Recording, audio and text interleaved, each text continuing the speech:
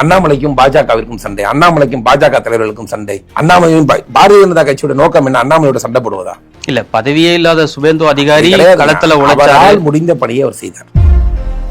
பாரதிய ஜனதா கட்சியில் அண்ணாமலை உழைக்காமல் போயிட்டாருன்னு நான் சொன்னேன்னா நான் அது தப்பு. அந்த மாதிரியான அரசியல்வாதி நானே கிடையாது. உழைக்கலன்னு நான் சொல்ல வரல, என்னுடைய கருத்தை சொல்றேன். நான் அந்த மாதிரி இப்படி சொல்றதுனால நமக்கு ஒரு லாபம் கிடைக்கும், இப்படி சொன்னா நமக்கு ஒரு உயர்வு கிடைக்கும், அந்த புத்தியெல்லாம் எனக்கு கிடையாது.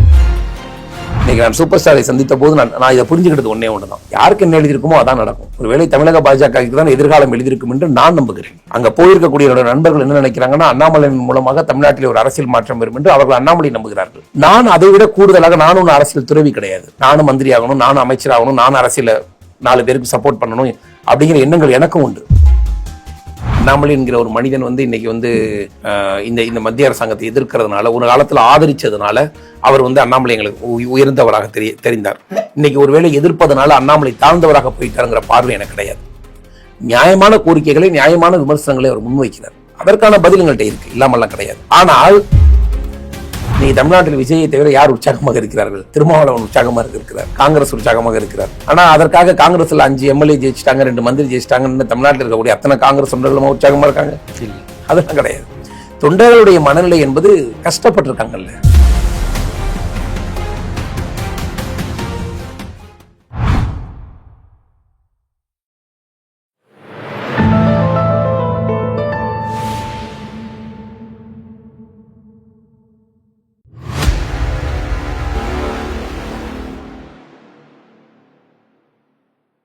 தாமரை டிவி நேயர்களுக்கு வணக்கம். இன்றைய நேர்காணலில் நம்முடன் இணைந்திருக்கும் சிறப்பு விருந்தினர் பாஜக பிரச்சார பிரிவின் மாநில அமைப்பாளர் திரு DS பாண்டியராஜன் அவர்கள்.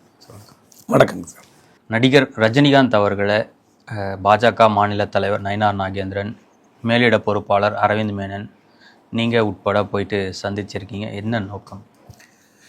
இல்லை, பாரத பிரதமர் தன்னுடைய இதுவரைக்கும் இருந்த பிரதமர்களில் அதிக நாட்கள் பிரதமராக இருந்த ஜவஹர்லால் நேருடைய சாதனையை முறியடித்து ஒரு இந்தியா மாதிரி நாட்டில் ஒரு நெடுங்காலமாக ஒரு பிரதமர் இருக்கிறது என்பது ரொம்ப கடினம். ஏன்னா ஆங்கிலேயர்கள் கூட நம்மளை விட்டுட்டு போகும்போது ஏன் நம்ம பெருசாக கொண்டாடுறோம்னா, இன்றோடு பார்த்தீங்கன்னா 4405 நாட்களாக இருக்குது நம்மளுடைய பாரத பிரதமருடைய பதவி. ஏன் நம்ம இதை இவ்வளோ பெருசாக கொண்டாடுறோம்னா அதுக்கான அடிப்படை காரணம், ஆங்கிலேயர்கள் நம்மளை விட்டுட்டு போகும்போது அவங்க நினச்சது என்னென்னா, அரசியல் ரீதியாக இந்தியா துண்டாடப்பட்டோம், மாநிலங்களாக துண்டாடப்பட்டோம், ஒரு நிலைத்தன்மை இல்லாத ஆட்சி அமையும், ஒரே மாதிரியான கட்சிகள் அமையாது.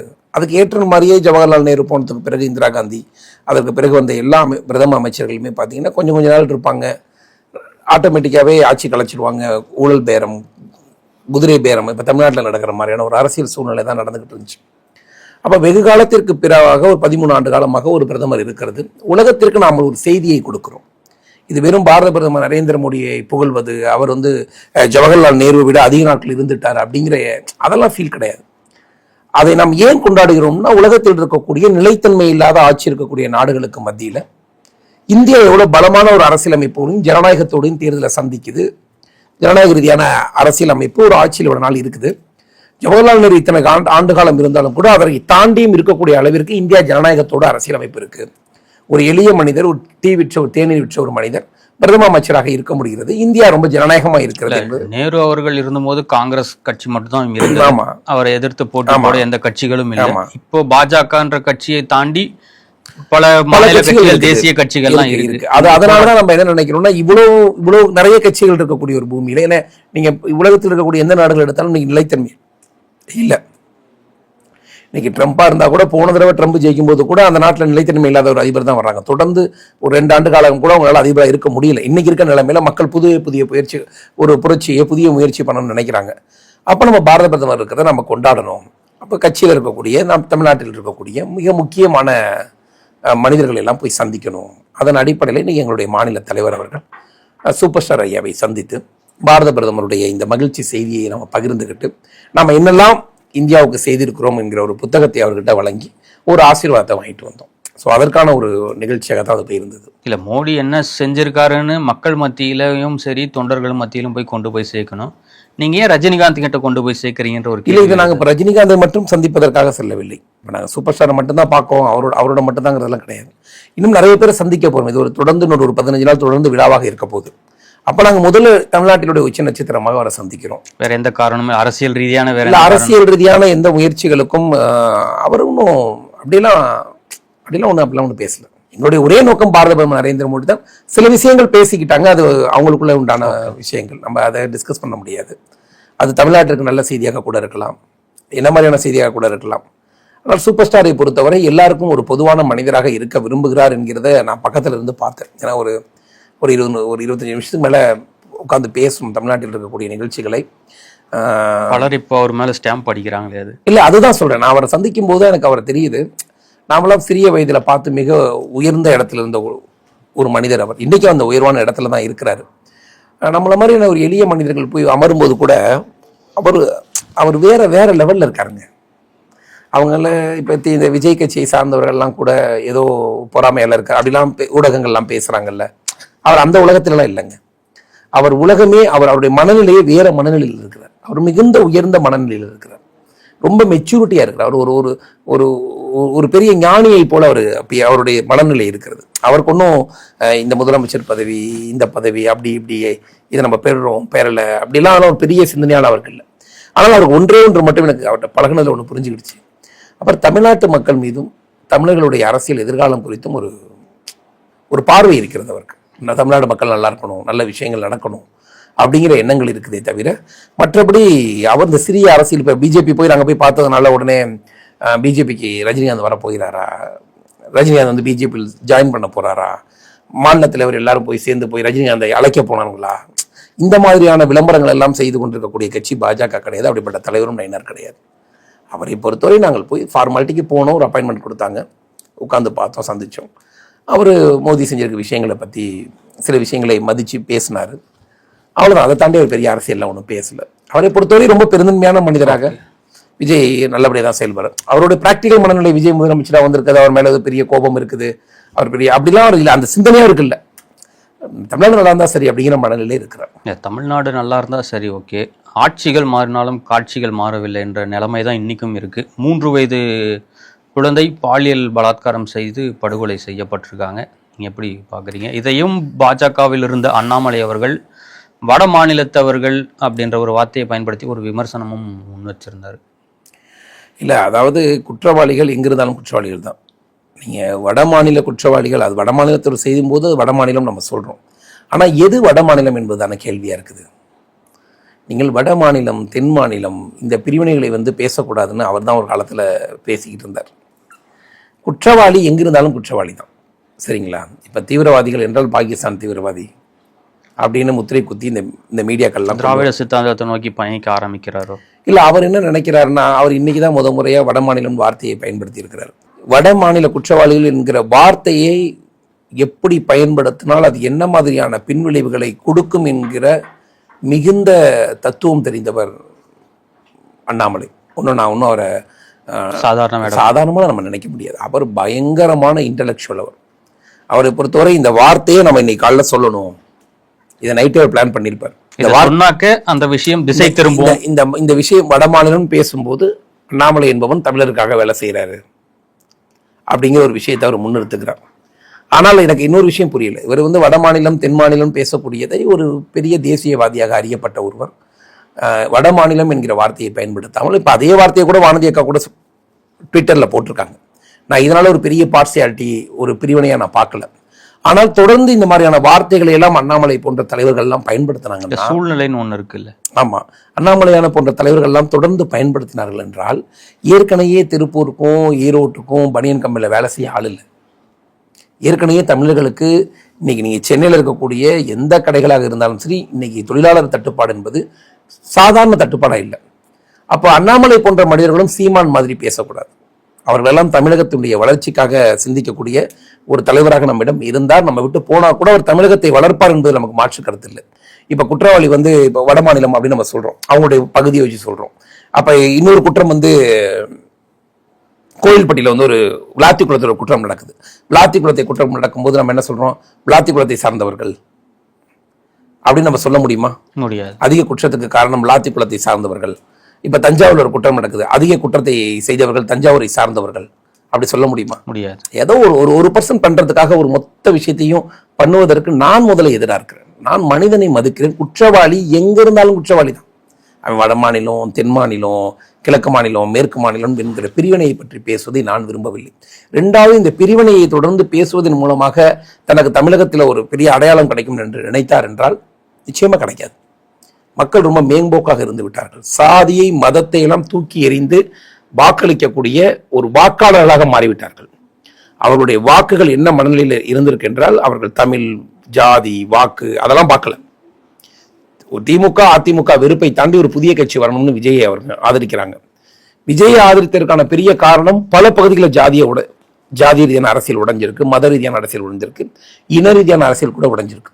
ஆதவ அர்ஜுனா ரெட்டி, கீர்த்தனா நாயுடு, இந்த மாதிரியான நிறைய ஒரு கேம்பெயின்ல கூட தமிழர்கள், தெலுங்கர்கள் அப்படியெல்லாம் ஒன்றும் டிஃப்ரெண்ட் இல்லை. இப்ப நான் அவரிடம் கேட்பது ஒன்றே ஒன்றுதான். ஒருவேளை ஆந்திராவிலிருந்து வந்திருக்கக்கூடிய ஒருவர் இப்படி ஒரு குற்றத்தை செய்தார் என்றால், தெலுங்கு பேசக்கூடிய ஆந்திரா சார்ந்தவர்கள் நிறைய பிரச்சனை நடக்குதுன்னு சொல்லுவாங்களா? மாட்டாங்க. ஏன் மாட்டாங்க? இப்ப அந்த வார்த்தையை பயன்படுத்தும் போது உங்களுக்கு நஷ்டம் தோணுது, அப்படிதானே? அப்ப நீங்க ஏன் அந்த மாதிரியான அரசியல் என்ன இருக்கு? நம்மள ரொம்ப பெருசா நினைக்கிறோம்ல ஒருத்தவங்களையும். அந்த மாதிரியான அரசியலை பேசும்போது என்ன ஆகுதுன்னா, தமிழர்களுக்குள்ளே பல நிர்வாகத்தை நடத்தக்கூடிய முதலாளிகளே பதஷ்டப்படுவாங்கல்ல. தப்பு தான். யார் செஞ்சா என்ன? நீ விளாத்தி குளத்துல கூட தான் ஒரு தமிழன் தான் செஞ்சான், அவனுக்கு தான் தூக்கு தண்டனை கொடுத்தோம். அதுக்காக ஒட்டுமொத்த தமிழர்களும் பாலியல் வன்முறை செய்யப்படுகிறான்னு சொல்ல முடியுமா? தமிழ்நாட்டில் இந்த ஒரு மாசத்துல மட்டும் எத்தனை பாலியல் வன்கொடுமை நிகழ்ச்சி நடந்திருக்கும் சொல்லுங்க? எவ்வளவு நடந்திருக்கும்? ஒரு 50 நடந்திருக்குமா? அப்ப 50 அதிகமாக நடக்கக்கூடிய தமிழர்கள் தான் செய்யறாங்கன்னு சொல்லுவாரா? சொல்ல முடியுமா? அதனால யாரையும் தனி மனிதர்கள் செய்யக்கூடிய தவறுகளுக்கு அவர்களுடைய மொழியையோ அவர்களுடைய மதத்தையோ, நான் மதத்தை கூட சொல்றேன். இப்ப நீங்க இஸ்லாமியருடைய இவங்களை ரிலீஸ் பண்ணுங்க அப்படின்னு மன்னியரசு போன்றவர்கள்லாம் பேசுறாங்கல்ல, சிறை தண்டனை வாசிகளை. அந்த இஸ்லாமிய சிறை தண்டனை வாசிகள் என்ன குற்றம் செய்துட்டு போனாங்கிற விஷயம் முதல்ல முக்கியமானது. இஸ்லாமிய சிறை தண்டனை வாசிகள் இந்து சிறை தண்டனை வாசிகள் என்று வார்த்தையை சொல்லும் போது இன்னமும் அந்த மதத்தை சார்ந்தவர்கள் எல்லாமே அப்படித்தான் இருப்பாங்கிற மாதிரியான கேள்வி முன்வைக்கப்படுறதா இருக்குல்ல. 25 ஆண்டு காலம் சிறையில் இருந்தவர்களை நீங்க ரிலீஸ் பண்ணுங்க. ஆனா அவன் என்ன குற்றம் செஞ்சான், என்ன வேலை செஞ்சிருக்கான், அது மிக முக்கியமானது. ஆனா அதையெல்லாம் சொல்வதில்லை. இஸ்லாமிய சிறை தண்டனை வாசிகள் 25 வருஷமா ஜெயில இருக்காங்க, அப்ப இஸ்லாமியர்கள் தான் குற்றவாளிகள் என்று இவர்கள் சொல்கிறார்களா? அதே மாதிரிதான் இதை ஒப்பிட்டு பார்க்கிறேன். உங்களுடைய சுயநல அறிப்பிற்காக மொழியையோ மதத்தையோ இனத்தையோ எடுத்துக்கொள்வதற்கு நான் எதிராக நிற்க விரும்புகிறேன். நான் ஒன்லி ஒன், எங்க பார்ட்டியுடைய ஒரே லட்சியம் ஒரே தேசம். எங்க தேசத்துக்கு எதிராக ஒன்று நடந்தால் அதற்கு நாங்கள் எதிர்த்து குரல் கொடுப்போம். எங்களுடைய எல்லை ரொம்ப பெருசு. நாங்க எல்லை வச்சிருக்கோம். காஷ்மீர்ல இருந்து கன்னியாகுமரி வரைக்கும் மிக மகத்துவமான எல்லைகள் பெற்ற ஒரு கட்சியை சார்ந்தவர்கள். அதனால குறுகிய சிந்தனைகளோடான வார்த்தைகளை நாம பயன்படுத்தக்கூடாது. அப்படிலாம் நீங்கள் நமக்கு சொல்லி கொடுத்தவர் யாரு? அண்ணாமலை தான் சொல்லிக் கொடுத்தார். அவர் தான் கடந்த 5 ஆண்டு காலமாக நம்மிடம் இருக்கிற வரைக்கும் நமக்கு இந்த மாதிரியான எண்ணங்கள் எல்லாம் நம்மிடம் கொண்டு வந்து சேர்த்தது அவர் தான். தேசிய ரீதியாக நாம் இவ்வளவு பெருசா நம்மளுடைய எண்ணங்கள் பெருசானதுக்கு காரணம் கூட அவருடைய அறிவுரையும் கூட நமக்கு இருந்திருக்கு. அதையெல்லாம் நமக்கு சொல்லிக் கொடுத்த ஒருவர் இது மாதிரியான ஒரு மொழியை வட மாநிலம் தென் மாநிலம் என்கிற பேச்சு அவ்வளவு ரசிக்கத்தக்கதாக விரும்பத்தக்கதாக அவரை ரசிப்பவர்களுக்கு இருக்காது. அவரை தேடி ஒரு புதிய பாதை மாறி போறதுக்கான காரணம் நீங்க அதுதான் சொல்றேன். நீங்க பாதை மாறி போன பரவாயில்ல, திமுக போன பாதையில தான் நான் போவேன்னு போறீங்களே, திராவிட கட்சிகள் போற பாதையில தான் நான் போவேன்னு போவீங்களே. உங்களுக்கு பின்னாடி வந்திருக்காங்கல்ல ஒவ்வொருத்தவங்களும் யாரு? பாரதிய ஜனதா கட்சியில் இருக்கக்கூடிய ஒவ்வொரு தொண்டருமே ஒரு வைர மாலையில் இருக்கக்கூடிய ஒரு முத்துக்கள் மாதிரி. அவ்வளவு மகத்துவமான தொண்டர்களுக்கு. ஏன்னா இன்னைக்கு அதிமுக இருக்கக்கூடிய முன்னாள் அமைச்சர்கள்லாம் போய் பனையூர் கேட்டு வாசல் ஆட்டி நிற்கிறாங்க. அவர்கள் எல்லாம் சட்டமன்ற உறுப்பினராக இருந்தவர்கள், அமைச்சராக இருந்தவர்கள், கோடி கோடியா பணத்தை நிறைய சம்பாரிச்சு அதையெல்லாம் வச்சுக்கிட்டு அதிகாரம் இல்லைன்னு போய் நிற்கிறாங்க. ஆனால் பிஜேபியிலிருந்து போயிருக்கக்கூடிய ஒரு தொண்டன் கூட தன்னுடைய உழைப்பையும் வியர்வையையும் இரத்தத்தையும் பாரதிய ஜனதா கட்சிக்கு சிந்தி விட்டு, சரி இந்த கட்சி ஒரு வெற்றி பெறல, அவங்க கூட தாவேக்கா போகல, விஜய் கிட்ட போகல, அண்ணாமலையிடம் போறதுக்கு காரணம் தேச ரீதியான சிந்தனை அண்ணாமலை கிட்ட இருக்கும். ஒருவேளை அந்த கட்சி வெற்றி பெறலாம், வருத்தங்கள் இருக்கதான் செய்யலாம். சரி, பாஜக தாமரை இவ்வளவு காலம் தேர்தலை சந்திக்குது, இதுக்கு ஒரு பெரிய வெற்றி வரலைங்கும் போது அதெல்லாம் பிராக்டிக்கலான விஷயம். அப்ப அதுக்காக ஒரு மாற்றத்தை தேடி போறாங்க. அப்ப உங்ககிட்ட வந்தவங்களை வச்சுட்டு நீங்க திராவிட பேச்சு பேசக்கூடாதுன்னு நான் சொல்றேன். அந்த திராவிட பாயிண்ட்டுக்கோ நாம் தமிழர் பேசக்கூடிய பேச்சையோ நீங்கள் பேசுவீங்கன்னா அவங்க ஏற்கனவே திமுக இருந்திருப்பாங்க, அதிமுக போயிருப்பாங்க, இல்ல நாம் தமிழர் போயிருப்பாங்க. அவங்க ஏன் பிஜேபிக்கு வந்தாங்க? தேசங்கிறதுனாலதான் பிஜேபிக்கு வந்தாங்க. இப்போ உங்களை நம்பி வந்திருக்கிறது கூட அவங்க ஏன் வந்து போறாங்கன்னா, நிச்சயமாக தேசத்தை பற்றியான விஷயத்துல வந்து விட்டு கொடுக்க மாட்டாரு, மொழி ரீதியான வேறுபாடுகளை செய்ய மாட்டாரு, அப்படிதான் நம்பிதான் வீத லீடர்ஸ் நம்பி வர்றாங்க. ஆனா அவர்களை கூட நாம் தவறாக வழிகாட்டக்கூடிய ஒரு தலைவராக ஒரு சில ஏன்னா எந்த வார்த்தையையும் எந்த வேலையையும் அண்ணாமலை போன்ற தலைவர்கள் எல்லாம் சிந்திக்காமல் யோசிக்காம செய்யறவங்க எல்லாம் கிடையாது. அவங்க எல்லாம் அடுத்த 35 வருஷத்துக்கு நம்ம எப்படி வாழ போறோம்னு ஒரு டிசைனா வாழ. இதே அண்ணாமலை அவர்கள் 2023 நவம்பர் 13 அன்னைக்கு திமுக ஒரு ஆர்ப்பாட்டம் பண்றாங்க, நீட் தேர்வை எதிர்த்து. அந்த தேர்வு மையங்களை முற்றுகையிடும் போராட்டம் பண்றாங்க. அன்னைக்கு அண்ணாமலை சொன்னது என்னன்னாக்க, மாணவர்கள் மத்தியில ஒரு பதற்றத்தை உண்டாக்குறாங்க, அவங்க தற்கொலை செய்யும் மனநிலைக்கு கூட இதனால போகலாம் என்ற வார்த்தையை பயன்படுத்தி இருந்தாரு. இன்னைக்கு அதே அண்ணாமலை அவர்கள் நீட் தேர்வு குறித்து ஒரு விமர்சனம் செஞ்சிருக்காரு. மத்திய அரசாங்கம் இந்த மாதிரியான நடவடிக்கைகளுக்கு எடுக்கிறது மாணவர்கள் மத்தியில் ஒரு பதட்டத்தை உண்டாக்குதுன்ற மாதிரியான வார்த்தைகளை பதிவு பண்ணியிருக்காரு. நீங்க எப்படி பார்க்குறீங்க? இல்லைங்க, ஒரு அரசாங்கம் அவர் நம்ம கட்சியில் இல்லை. நம் கட்சியில் இல்லாத ஒருவர் வந்து நம்மளுடைய சித்தாந்தத்தை பற்றியோ நம்மளுடைய மோதியை பற்றியோ மத்திய அரசாங்கத்தை பற்றியோ என்ன குறைகளை வேண்டுமானாலும் சொல்லலாம். ஏன்னா அவர் அதனால தான் தனியாக ஒரு கட்சி வச்சுக்கிட்டு போறாரு. விமர்சனங்களை துவங்கி இருக்கிறார். அந்த விமர்சனங்கள் நியாயமானதாக இருந்தால் மத்திய அரசு கூட அதை மாற்றிக்கொள்ளும். ஏன்னா நம்ம ஒவ்வொரு மனிதருக்குமான கட்சியாகத்தான் இருக்கிறோம். அண்ணாமலை என்கிற ஒரு மனிதன் வந்து இன்னைக்கு வந்து இந்த மத்திய அரசாங்கத்தை எதிர்க்கிறதுனால, ஒரு காலத்தில் ஆதரிச்சதுனால அவர் வந்து அண்ணாமலை எங்களுக்கு உயர்ந்தவராக தெரிந்தார். இன்னைக்கு ஒருவேளை எதிர்ப்பதனால அண்ணாமலை தாழ்ந்தவராக போயிட்டாருங்கிற பார்வை எனக்கு கிடையாது. நியாயமான கோரிக்கைகளை நியாயமான விமர்சனங்களை அவர் முன்வைக்கிறார். அதற்கான பதில் எங்கள்கிட்ட இருக்கு, இல்லாமல்லாம் கிடையாது. ஆனால் நீங்கள் கட்சியே துவங்காத போது, அமைப்பே துவங்காத போது, நீங்கள் இவ்வளவு காலம் எதை பேசி வந்தீர்களோ அதுக்கு எதிராக பேசுவதற்கான முனைப்பு என்னவா இருக்குன்னா, நான் அந்த கலர்ல இல்ல, நான் அந்த நிறத்துல இல்ல. இப்போ ப்ளூ கலர் ஷர்ட்டை போட்டுட்டு முத அரசியலுக்கு வந்தார். அப்போ அவர் சொன்னார், எனக்கு ட்ரெஸ் மாற்ற டைம் இல்லை, நான் ப்ளூ கலர் பயன்படுத்துறேன்னாரு. தலைவரானதுக்கு அப்புறம் வெள்ளை சட்டை போட்டார். அதுக்கப்புறம் அந்த ப்ளூ சட்டையை பற்றியான விஷயங்களை யாரும் பேச போறதில்லை. அது மாதிரி சட்டையை மாற்றுவது போல தன்னுடைய அரசியல் கொள்கைகளை மாற்றக்கூடாதுன்னு நான் நினைக்கிறேன். நீங்கள் அதில் வந்து தேசிய சிந்தனையோடு இருங்கள். நியாயமான விஷயங்களுக்கு நீங்கள் குரல் கொடுக்கும் போது மத்திய அரசு தன்னை திருத்திக் கொள்ளும். இதோட தப்பு கிடையாது. அவர் ஒன்றும் எங்களை விட்டு போயிட்டாருங்கிறதுக்காக அண்ணாமலையை நாங்கள் வந்து சீமான் மாதிரி ஏதோ ஒன்று பேசுறா நாங்கள் நினைக்கல. ஆனால் இதையெல்லாம் பேசுவதன் மூலமாக நம்மளுடைய ஊதா சட்டையின் நிறம் வெள்ளையாக மாறியது போல இப்ப நம்ம மேல இருக்கக்கூடிய பிஜேபி சாயத்தை வந்து வெளுப்பதற்கு இதெல்லாம் பயன்படும் நினைச்சார்னா உங்களை நம்பி வந்த யாரும் உங்களை நம்ப மாட்டார்கள்னு என்னுடைய கருத்தா இருக்கும். ஒரு பிரிவினர் அண்ணாமலை நோக்கி போயிருக்காங்க. கட்சி ரீதியா நயினார் நாகேந்திரன் மாநில தலைவர் என்ன கட்டமைப்பை வந்து பலப்படுத்துறதுக்கு என்ன மாதிரியான நடவடிக்கைகளை எடுத்துக்கிட்டு இருக்கு? இல்லை, இப்ப பாரதிய ஜனதா கட்சி ஒரு புதிய உத்வேகத்தோடு தான் இருக்கிறது. தோல்வி என்பது எங்களுக்கு தலைமை என்ன அறிவுறுத்திருக்கு? இல்லைங்க சார், எங்களுக்கு தோல்வி என்பது ரொம்ப பழக்கப்பட்ட ஒன்று. நான் பாரதிய ஜனதா கட்சியிலே தொடர்ந்து 15-16 வருடங்களாக இருக்கிறேன். 3 சட்டமன்ற தொடர்ந்து தோல்வியே பழக்கமாக, தோல்வி எங்களுக்கு பழக்கமான ஒன்று. நான் ஓப்பனாக தான் சொல்றேன், தோல்வி எங்களுக்கு பழக்கமான ஒன்று. தோல்விகளுக்காக துவண்டு போவதோ இல்லை வெற்றி கிடைச்சிருச்சு நாங்கள் தான் ரொம்ப பெரியாள்னு சொல்றதோ இந்த இதுக்கெல்லாம் அப்பாற்பட்ட ஒரு கட்சியினராக தான் பாஜகவினர் இருந்திருக்கிறார்கள். இப்ப கூட பாஜக கிட்டேருந்து அண்ணாமலை கிட்ட போனவங்க எல்லாம் கூட நாளைக்கு அண்ணாமலை ஆட்சியை பிடிச்சவங்களா நம்பி போல. இதுதான் உண்மை. நாளைக்கு போனோன்னு விஜய் மாதிரி ஆட்சி அமைச்சிருவாரு அப்படிலாம் நினைச்சலாம் யாரும் போகல. வெற்றி தோல்வி என்பது மக்கள் முடிவெடுக்க வேண்டியது. அது சரியான கூட்டணிகள் அமையணும், சரியான சூழ்நிலை அமையணும். இந்த முறை எங்களுடைய சூழ்நிலை மோசமானதாக அமைந்திருக்கிறது. அது எங்களுக்கு மட்டுமல்ல, திமுக ஸ்டாலின் போன்ற பெரிய தலைவர்களால் கூட இந்த சூழ்நிலையை புரிந்து கொள்ள முடியவில்லை. இந்த தோல்விக்கு பிறகு நாங்கள் எதையெல்லாம் சிந்திக்கிறோம் என்றால், புதிய இளைஞர்களுக்கு வாய்ப்பளிக்க வேண்டும், நிறைய இளைஞர்களை பிஜேபியில முன்னிறுத்த வேண்டும். இதெல்லாம் மாநில தலைவருடைய சிந்தனையாக இருக்கிறது. பாரதிய ஜனதா கட்சியுடைய மாநில தலைவரை பொறுத்தவரை அவர் எதையுமே ஒரு தான் எல்லாத்தையும் எடுத்து வச்சுக்கணும், இதுக்கு இந்த பதவியில் இவங்க ஒருத்தவங்க பெருசா வளர்ந்துட்டாங்கன்னா அவங்க மேல பொறாமப்படணும், அந்த மனநிலையெல்லாம் பர்சனலா அவர் கொண்டவர் கிடையாது. அவரோட பழகிட்டு இருக்கக்கூடிய எல்லாருக்கும் அது தெரியும். அவருக்கு கொடுக்கப்பட்ட வாய்ப்பு 9 மாதம் 10 மாதங்கள் தான் ஆயிடுச்சு.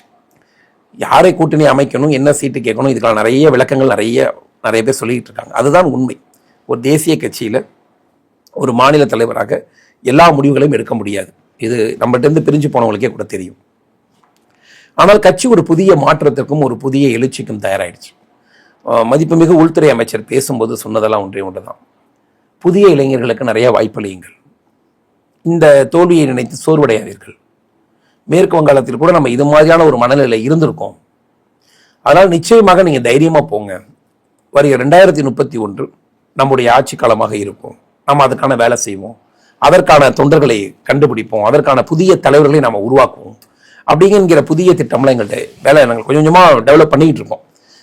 ஸ்லோவாக தான் போய் சேர முடியும். இன்னொரு 3 மாதங்கள் ஆகும். 3 மாத காலங்களில் நிச்சயமாக பாரதிய ஜனதா கட்சி ஒரு புதிய இளைஞர்கள் கொண்ட ஒரு கூட்டமாக மாறிவிடும். பாஜக தொண்டர்கள் ஒரு சோர்வான மனநிலையில் இருக்கிற மாதிரி இருக்கதானே செய்யும். இன்னைக்கு திமுக கேட்டீங்கன்னா கூட சோர்வாக தானே இருப்பாங்க. அதுக்காக ரொம்ப உற்சாகமாக தோல்வியை அது யதார்த்தம் ஒன்று இருக்குல்ல. எல்லாருக்கும் சோர்வு இருப்பது இயற்கை தான். ஒரு அதிமுக அப்படி இருக்கிறது. இன்னைக்கு தமிழ்நாட்டில் விஜயை தவிர யார் உற்சாகமாக இருக்கிறார்கள்? திருமாவளவன் உற்சாகமாக இருக்கிறார், காங்கிரஸ் உற்சாகமாக இருக்கிறார்.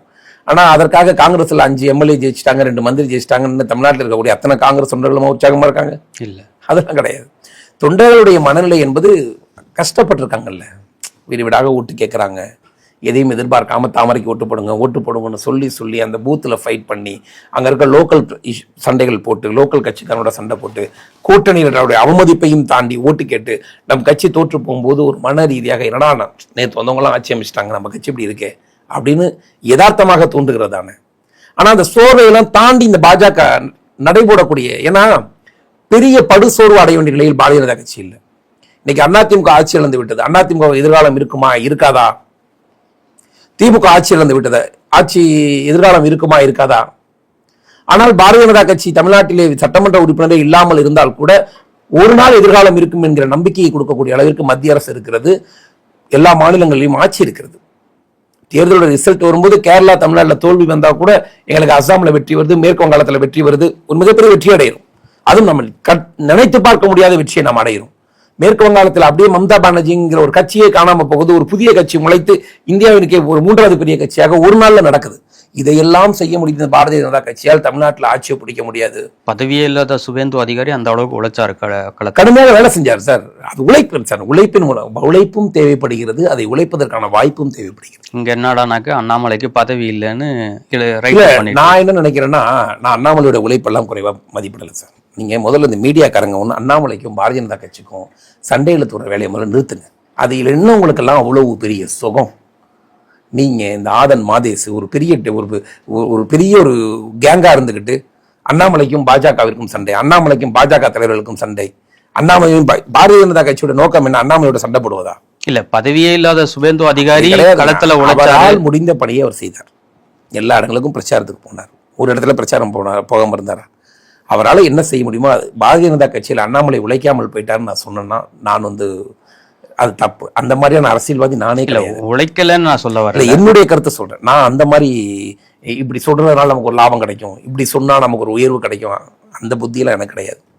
நான் பாரதிய ஜனதா கட்சிக்காக வியர்வை சிந்தி ரத்தம் சிந்தி அண்ணாமலை உழைத்தார், நடையாக நடந்தார், அவர் உழைச்சார். அதில் மாற்று கருத்தெல்லாம் கிடையாது. அவருக்கு ஏற்ற மாதிரியான இந்த கட்சியுடைய சூழ்நிலை இல்லை. ஸ்வேந்த் அதிகாரிக்கு ஏற்றது போல அங்க மேற்கு வங்காளத்துடைய பாஜகவை மாற்றிக்கொண்டார் ஸ்வேந்த் அதிகாரி. ஸ்வேந்த் அதிகாரிக்கும் அண்ணாமலைக்கும் இருக்கக்கூடிய பிரச்சனை என்னன்னா, ஸ்வேந்த் அதிகாரிகளுக்கு எதிரி ஒன்றே ஒன்றுதான் கண்ணுக்கு முன்னால் தெரிகிறது. மம்தா பானர்ஜி என்கிற ஒரே ஒரு எதிரி தான் தெரியுது. இந்த எதிரியை எதிர்க்க வேண்டும், இந்த எதிரிலிருந்து நம்ம விலகி போகணும்னு நினைக்கிறார், அட்டிச்சு வெளியே தள்ளணும்னு நினைக்கிறார். அண்ணாமலைக்கு இருக்கக்கூடிய பிரச்சனை, ஒரு பக்கம் அதிமுக சரி செய்யணும், ஒரு பக்கம் திமுகவை எதிர்க்கணும், ஒரு பக்கம் நாம் தமிழரை பேலன்ஸ் பண்ணணும். தமிழ்நாட்டில் அதிகமான கட்சிகள் இருக்கிறது. ஒவ்வொரு கட்சிகளுக்கும் இந்த நாட்டில் ஒரு வாக்கு வங்கி இருக்கு. நீங்க நாளை காலையில் சட்டையே போட வேண்டாம் என்று ஒரு கட்சியை துவங்கினாலும் அதுக்கும் 1% வாக்கு. நாளைக்கு மறுநாள் பட்டாப்பட்டி டவுசர் பண்ணிட்டு போட்டிருக்கவங்களுக்கு ஒரு கட்சி துவங்குறேன்னா அதுக்கு 1% வாக்கு விழுவும். அந்த அளவிற்கு வாக்கு என்பது நம்ம கட்சி, நம்ம தமிழ்நாட்டை பொறுத்த வரைக்கும் ஒரு பொழுதுபோக்கான வேலையாக மாறிடுச்சு. யாரோ ஒரு புதுசாக போடுவேன் அப்படிங்கிற மனநிலை எல்லாருக்கும் இருக்கிறது. அப்ப அண்ணாமலையுடைய கேம் என்பது வேறு. அது அவரால் இங்க விளையாடுறதுக்கான ஒரு கிரவுண்ட் அமையல. சண்டை போட்டு பார்த்தாரு, அவருக்கு அமையல. ஒருவேளை தனியா போய் நின்று பார்த்தா எல்லாரும் எதிர்த்தலாம் நினைச்சு போயிருக்காரு. ஸ்வேந்த் அதிகாரியுடைய கேம் வேற. அவர் என்ன நினைக்கிறாருன்னா, நாம இந்த கட்சி ஆட்சி கொண்டு வரணுங்கிற வெறி வேறு. தன்னோடு இருப்பவர்கள் சட்டமன்ற உறுப்பினர் ஆகணும், தன்னோடு இருக்கவர்கள் அமைச்சராகணும், இந்த கவர்மெண்ட் ஃபார்ம் பண்ணி கொடுக்கணும் அப்படின்னு கேட்கும்போது அவருக்கு தேவையான எல்லா உதவிகளையும் மத்திய அரசு செய்யுது. அவருக்கு தேவையான எல்லா படைபலம், எல்லா பலத்தையும் மத்திய ஒரு மம்தா மாதிரியான ஆட்களை எதிர்ப்பதற்கு கொடுக்குது. அதுக்கு காரணம் மம்தாவை எதிர்ப்பதற்கு ஒரு அடிப்படையான கட்டமைப்பு அங்க வந்துருச்சு. முழுமையாக எதிர்ப்பதற்கு தமிழ்நாட்டிலே பிஜேபி முழுமையாக எதிர்க்கக்கூடிய கட்டமைப்பு இன்னும் வரல. மத்திய அரசு தான் நினைக்குது. இப்போ நான் என்னங்க கேட்குறேன், 234 எம்எல்ஏ தொகுதி இருக்குது. 234லையும் பிஜேபி என்கிற ஒரு கட்சி தன்னுடைய சின்னத்தை பதிய வைக்க நினைக்குமா, இல்லை 27 என்ன போதுன்னு நினைக்குமா? 234லும் பதிய வைக்க எல்லாருமே நினைக்கிறது தானே. அதற்கான கட்டமைப்பு இல்லைன்னு அவங்க நினைக்கிறாங்க. 27 சீட்டு கொடுப்போம், நாங்கள் ஒரு 10-15 ஜெயிச்சிருந்தோம்னா ஓகே, எங்களை நம்பி அடுத்த ஒரு பயணத்துக்கு நம்ம போகலாம். அப்படி பார்த்தா 27 தாமரை தானே நின்றுருக்கு. நாங்கள் இன்னும் நன்றாக உழைக்க வேண்டும். நான் இதுவரைக்கும் உழைத்தவர்களை யாரும் பழிக்கவும் இல்லை. எங்களுடைய மூத்த தலைவர்கள்லாம் வந்து இப்படி அதெல்லாம் அந்த கருத்துக்குள்ள நான் வரல. அவங்க ஏதோ அவங்களால முடிந்த வாய்ப்புகளுக்கான உழைப்பை இங்கே போட்டிருக்காங்க. போட்டதுனால தான் இன்னமும் இங்கே பிஜேபி தாமரைன்னு ஒரு சின்னம் இருந்துகிட்டு இருக்கு. அதுபோல நாங்கள் இன்னும் கடுமையாக உழைப்பதற்கு தயாராகிறோம். அண்ணாமலை இருக்கும்போது நான் வந்து 10% உழைச்சா போதும். அண்ணாமலை எங்களை விட்டு போயிட்டாருன்னா என்னை மாதிரியான இளைஞர்கள் 100% உழைக்க வேண்டியது இருக்கு. புரியுதுங்களா? நாங்கள் 100% உழைப்பதற்கு தயாராக இல்லை, 1000% உழைப்பதற்கு தயாராக இருக்கும் எங்க கட்சியை கொண்டு வர்றதுக்கு. ஆனால் அது அண்ணாமலை எதிர்த்து கிடையாது. அண்ணாமலை என்பது பாரதிய ஜனதா கட்சியை தமிழ்நாட்டில் பதிவு செய்யப்பட்ட கட்சி எவ்வளவு இருக்கும்? சும்மா ஒரு நம்பரா சொல்லுங்களேன். ஒரு 25க்கும் மேற்பட்ட கட்சி பதிவு செய்யப்பட்ட கட்சிகள் மட்டுமே எப்படி ஒரு 500 கட்சி இருக்கும் அரசியல் கட்சிகளாக.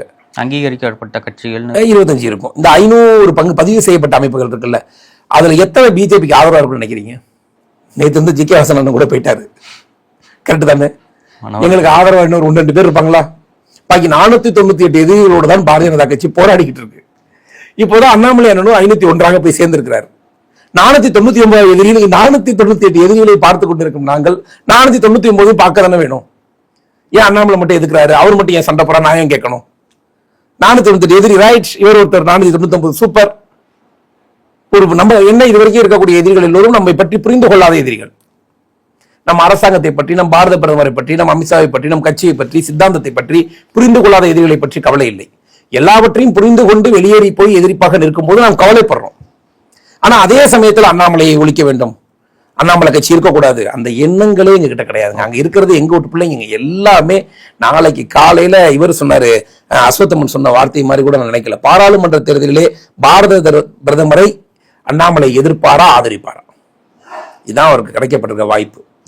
அண்ணாமலை பாரத பிரதமரை ஆதரித்து பிரச்சாரத்தை செய்து எங்களோட கூட்டணியாக கூட இருக்கலாம். அப்படி இருக்கும்போது இந்த அண்ணாமலை பற்றி நான் பேச வேண்டும், எங்களுக்கு இன்னும் கூடுதல் பலம். ஒருவேளை அண்ணாமலை அவர்கள் பாரத பிரதமரை எதிர்த்து வேற ஒரு புதிய முயற்சியை செய்யலாம். அந்த புதிய முயற்சியை செய்யும் போது அங்க இருக்கக்கூடிய 85% பாரதிய ஜனதா கட்சியோட தொண்டர்கள் மீண்டும் இங்க வந்துருவாங்க. அவங்க போயிருக்க மனநிலை எப்படின்னா, மத்தியில மோடி தான், தமிழ்நாட்டுக்கு வேண்டுமானால் அண்ணாமலை நமக்கு இருக்கட்டுங்கிற மனநிலை தான் அங்க போன 90% நண்பர்கள் எல்லாமே அங்க இருக்கவங்களே என்னுடைய நண்பர்கள் தான். நேற்று வரை நாங்கள் ஒன்றாக பழகி கொண்டிருந்து தினசரி 1 மணி நேரம் 2 மணி நேரம் பேசிக் கொண்டிருந்த என்னுடைய நண்பர்கள் தான் அங்க போய் இருக்கிறாங்க. அவங்க எல்லாருடைய மனநிலையுமே இது ஒண்ணுதான். அதனால மோடி என்கிற ஒரு முகத்திற்கு முன்னால் எனக்கு தெரிஞ்சு எங்க கட்சியிலிருந்து போன யாராலுமே இருக்க முடியாது. அவங்க மீண்டும் எங்க கிட்ட வந்துருவாங்க. வந்தாலும் இது தாய் வீடுன்னு சொல்றேன். ஓகே, இது ரெஸ்பான்சிபிலிட்டி. அவங்களுடைய உழைப்பு, அவங்களுடைய கமலாலயம், அவங்களுடைய கட்சி, அவங்க உழைச்சதுனால உருவானது. அதனால அவங்க இங்க இருந்து போயிட்டாங்க, போனதுனால கெட்டவங்க வந்தா அவங்களை ஏதோ துரோகி மாதிரி பாக்குறது, இது அண்ணாமலை அண்ணனுக்கும் பொருந்தும். அண்ணாமலை அண்ணனும் கூட மீண்டும் வந்தாலும் கமலாலயம் அவருடைய தான். அது ஒண்ணு இங்க மாற்றுக்கிறது கிடையாது. ஏன்னா எல்லாருடைய உழைப்பால உருவான ஒண்ணுதான். நம்ம அதில் வந்து சீனியர் ஜூனியர் அதெல்லாம் பார்க்கல. எல்லோரும் புதிதாக சேரணும், புதிதாக சேர்ந்து உழைக்கணும், ஒரு கூட்டா வேலை செய்யணும். நாளைக்கு இதே அண்ணாமலை நம்மோடு கூட்டணியாக சேர்ந்து கொண்டு இன்னும் நமக்கு அது பெரிய பலம் தானே. நம்ம அதனால இன்னும் காலம் அரசியலில் வந்து 1000 கணக்குகள் நாம் போடலாம். ஆனால் ஆண்டவனுடைய கணக்குக்கு முன்னாடி நாமெல்லாம் ஒண்ணுமே கிடையாது. இன்னைக்கு நான் சூப்பர் ஸ்டாரை சந்தித்த போது நான் இதை புரிஞ்சுக்கிட்டது ஒன்னே ஒண்ணுதான். யாருக்கு என்ன எழுதியிருக்குமோ அதான் நடக்கும். ஒருவேளை தமிழக பாஜகவுக்கு தான் எதிர்காலம் எழுதியிருக்கும் என்று நான் நம்புகிறேன். அங்க போயிருக்கக்கூடிய என்னோட நண்பர்கள் என்ன நினைக்கிறாங்கன்னா, அண்ணாமலையின் மூலமாக தமிழ்நாட்டில் ஒரு அரசியல் மாற்றம் வரும் என்று அவர்கள் அண்ணாமலை நம்புகிறார்கள். நான் அதை விட கூடுதலாக, நானும் ஒன்று அரசியல் துறவி கிடையாது. நானும் மந்திரி ஆகணும், நானும் அமைச்சர் ஆகணும், நானும் அரசியல 4 பேருக்கு சப்போர்ட் பண்ணணும் அப்படிங்கிற எண்ணங்கள் எனக்கும் உண்டு. நான் ஏன் பிஜேபியை நம்புகிறேன் என்றால் அவர் அண்ணாமலை நம்புகிறார்கள். நான் அதை தாண்டி அமித்ஷாவையும் நரேந்திர மோடியையும் நம்புகிறேன். எங்களுடைய சித்தாந்தத்தையும் இதற்காக பலியான 180 பலிதானிகளையும் நான் நம்புகிறேன். இந்த இயக்கத்தை வேகமா கொண்டு வந்துருவாங்க. ஏதோ ஒரு மேஜிக் நடக்கும். ஒண்ணுமே இல்லாத கட்சிக்கு அண்ணாமலைங்கிற மேஜிக் எப்படி நடந்துச்சு? எப்படியோ ஒன்று நடந்துச்சு இல்ல. அன்னைக்கு வந்து இந்த இளைஞர்கள்ட்ட எல்லாம் போய் பாரதிய ஜனதா கட்சியை பத்தி பேசுறதுனா டஃப் தான். அன்னைக்கு திடீர்னு பாத்தீங்கன்னா அண்ணாமலை என்று ஒருத்தர் வந்தார்ல, இன்னைக்கு அண்ணாமலை போயிருக்கிறாரு. ஆண்டவன் வேற யாரும் அதுக்கு தயார்படுத்த போறான்னு யாரு கண்டா? யாரோ ஒரு தொண்டன் கூட அதுக்கு தயாரா இருக்கலாம். அவன் எங்கேயோ கிளையில இருக்கலாம், மண்டல்ல இருக்கலாம், எங்கேயோ தன்னை அறியாமல் வேலை செஞ்சுக்கிட்டு இருக்கலாம்.